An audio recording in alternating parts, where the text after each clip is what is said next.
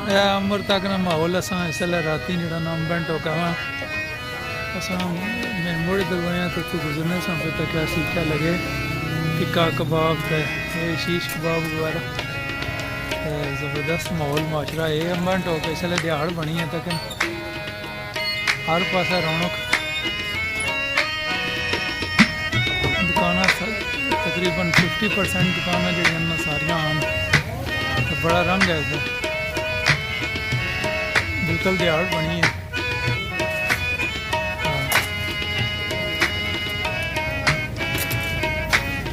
अगला आ जा इसना नंबर निकले होना तो नंबर भी आ जा इस पर केड़ा माशाल्लाह आम और नाल आया बड़ा रंग है नेक्स्ट टाइम में जाए इंशाल्लाह तो फिर करते हैं चलो डंडी कर सकते हैं इंशाल्लाह एजाज टिक्का कबाब एंड फिश शॉप